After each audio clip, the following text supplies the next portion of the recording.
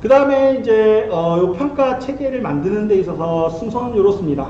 일단은 평가 추리 방향을 설정한다라는 거, 그 다음에 영양 평가, 그 다음에 업적 평가에 대한 지표를 도출한다는 거, 이렇게 순서가 되어 있는데요. 그러면 평가 수립 방향 설정하는 게 뭔지 이런 거 설명을 좀 드리도록 할게요. 그래서 이 평가는 뭐냐면 기본적으로는 이건 다 참여를 안 해도 돼요. 탑 매니지먼트만 좀 이렇게 해도 되거든요. 아니면 이제 평가 인사부서 담당자들 있죠. 그 부분들하고 이렇게 하면 되는 거고, 이렇게 진행했습니다. 자세하게 이제 평가 원칙이라는 설정하는 게 뭐냐면, 평가도 회사마다 방법들이 많이 있어요. 그거 어떻게 할 건지를 설정을 해야 되는 거예요. 여기 체크리스트 보면 뭘 평가를 할 건데, 업적 평가만 하는 데도 있어요. 영역 평가 안 하고, 영역 평가만 하는 데도 있어요. 그럼 이게 둘 다 할 건지 이런 것들을 설정하면 어떻게 평가할 건데 1차만 할 건지 뭐 1차, 2차 할 건지 1, 2차 하고 조정할 건지 뭐 이런 것들을 체크리스트로 이렇게 만들어서 체크를 하는 거예요. 이때는 제가 이제 지금 대표이사분하고 이사분이 이제 그 전에 평가에 대한 체계가 없었기 때문에 하나하나 항목을 설명을 해드리면서 이런 장점이 있고 단점이 있다라는 걸 설명을 드렸어요. 이 체크리스트도 없으시면 사용을 하시면 됩니다. 되겠죠. 그래서 이렇게 쫙 해서 체크를 했어요. 그러면 여기 이 회사에 이렇게 진행하겠다라는 의도가 이제 나온 거예요. 그 다음에 우리가 해야 될 거 뭐요? 역량평가에 대한 지표를 도출을 하는 겁니다. 이 사람이 실제로 이 직무를 수행하는데 적합한 역량을 가지고 있어? 그걸 판단하는 지표를 도출하는 거예요. 여기서 보면 이제 직무행동 역량이라는 것을 활용을 하는데 NCS를 활용하면 좋은 게 뭐냐면 직무 분석을 하면서 이게 자연스럽게 따라와요. NCS에 보면 이런 게 있거든요. 여기 여러 가지 NCS의 항목들인데 수행 준거라는 게 있어요. 수행 준거. 이게 뭐냐면 실제로 평가 지표예요. 지표. 그러면 그대로 갖다 쓰면 돼요. 아까 직무 분석했잖아요. 마케팅 면 사원, 대리, 이렇게 각각의 그 역할들이 규정이 되어 있고, 그 역할별로 이런 수행 준거가 다 있어요. 다 매핑이 되어 있어요. 그러면 그걸 갖다 쓰면 이런 게 나옵니다. 이게 보면 지금 직업 기초 능력 있죠? 우리 공통 능력 있죠?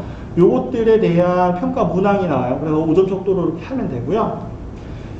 직무 수행 능력, 각 직무에 대한 능력에 대한 평가 그 문항들이 이렇게 나와요. NCS, 그러니까 예를 들어 규모가 있는 기업이고 직무 분석이나 성과 평가에 대해서 그 구성원들이 이해를 미리 좀 하고 있다면 좀 더 디테일하게 실제로 이걸 만들면 되는데 그게 안 되어 있다면 NCS를 활용하는 것도 한 가지 방법이다.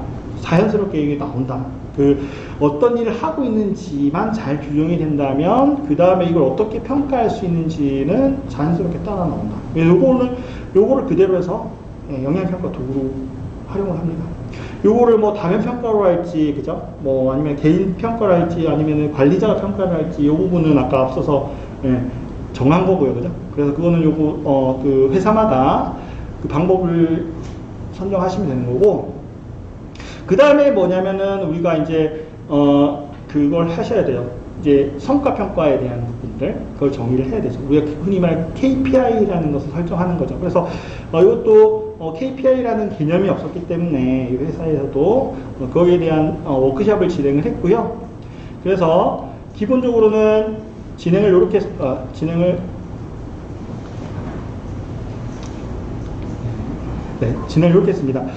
요것도 샘플이 없는 상황에서 이렇게 KPI 도출해보세요 하면 어려워 하시니까, 그 KPI DB가 있어요. 각 직군별로 엑셀 파일로 이렇게 정리된. 그러니까 요 회사에는 맞을지 안 맞을지는 모르겠지만, 샘플로 활용할 수 있을 만한 그런 엑셀로 정리된 파일이 있습니다. 요걸 줬어요. 이걸 주고, 한번 쫙 읽어보시고 본인의 어떤 KPI로 도출이 될 만한 것들을 한번 선정해 보세요 라고 해서 이렇게 했습니다. 이렇게 직무별로 각 이제 핵심성 공요인하고 지표하고 관련된 정리하고 계산식 이렇게 정리했습니다. 요걸 하면서도 이제 제가 이제 최종 검토를 같이 했죠. 같이 하면서도 제가 수정을 바로 한 건 아니고, 예를 들어 조금, 앞서서 역동이나 아니면은 서로 부서 간에 뭔가 조금 문제가 발생할 것 같다라는 부분에 대해서는 제가 코멘트를 주고 좀 수정하도록 그렇게 유도를 했습니다. 그래서 이렇게 일단 도출이 되었다. 네, 그래서 성과 평가, 그러니까 평가 기준이라는 것은 역량평가와 그 다음에 성과평가라는 것이 있는데, 요 순서대로 만든다. 이렇게 이해를 하시면 좋을 것 같아요. 자, 여기까지 되셨습니까? 마지막에 요거 좀 소개해 드릴까 하는데, 제가 일단 요 내용을, 사례로 제가 좀 이렇게 준비를 한 이유를 이제 말씀을 좀 드려야 될 것 같아요. 마무리 하면서. 이게 사실 제가 뭐 이게 컨설팅 잘했어요 뭐 이런 뜻으로 제가 절대 준비를 한 건 아니에요. 근데 저는 나름대로 이건 베스트 케이스인 것 같습니다. 왜 그러냐면 일단 제가 아까 컨설팅이라는 것 자체를 어떻게 그 어떤 조직 문화 변화하는 과정이라고 제가 말씀을 드렸죠. 그죠? 그런 부분에 있어서 참여를 많이 해주셨어요. 시간을 많이 할애해 해주셨고, 사실 페이퍼 하는 경우도 있습니다. 솔직히 말해서 컨설팅 하면서. 왜냐면 시간이 안 되니까, 그죠? 그러면 그 담당자하고 1분만 몇 명 모여가지고 시간 되시는 부분들 만들어서 이렇게 페이퍼 하는 경우도 사실 있습니다. 컨설팅 하다 보면. 하지만 그런 측면에서 그렇다. 그리고 지금 이제 제 과정이라고 했던 부분을 한번 느껴보실 수 있을 것 같아요. 이게 이제 지금 제가 마무리하면서 이제 그 설문을 했어요. 설문 끝에다가, 이번 컨설팅을 받으면 좋았던 점하고 보완해야 될 그런 걸 좀 정리를 해주세요. 요청을 드렸습니다. 이거 한번 보시면 이런 거예요. 뭔가 변화하려는 노력을 하고 있구나라는 생각이 들어서 좋을 것 같습니다. 페이퍼만 했을 때 생각해 보세요. 뭔가 사람이 컨설턴트를 하시고 들락날락거리는데 저 사람 뭐 하는지 모르겠어. 이래버리면은 끝. 그죠? 그런 겁니다. 뭐 좋았던 시간이 있습니다. 이렇게 해서 일단 여기서 좀 중요한 거는 참여를 해서 뭔가 느낄 수 있었다라는 그런 측면이었던 것 같고, 그 다음에 이제 여기 보면 이거는 이제 아쉬웠던 점을 좀 기재해달라고 했던 부분인데, 여기서 주요한 부분이 그런 거예요. 조금 하다 보니까 비대면으로 좀 진행됐던 부분이 있어서 코로나가 갑자기 좀 늘어나는 부분이 있어서 그런 부분이고, 예상보다 좀 시간 할애를 많이 해야 되었다 뭐 이런 반응들이 있었습니다. 그래서 어쨌든 시간 확보하는 게 진짜 중요하구나라는 생각을 다시 한번 좀 하게 되었던 그런 좀 사례였던 것 같습니다. 그래서 오늘 제가 준비한 내용은 이 정도까지예요. 이렇게 마무리 짓고요. 지식 디자이너